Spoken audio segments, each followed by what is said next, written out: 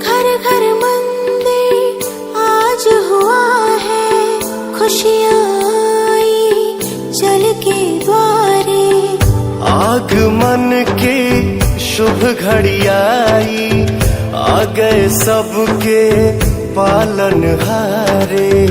ऐसा सजा दरबार तेरा है, जैसे सजा संसार मेरा है। घर आए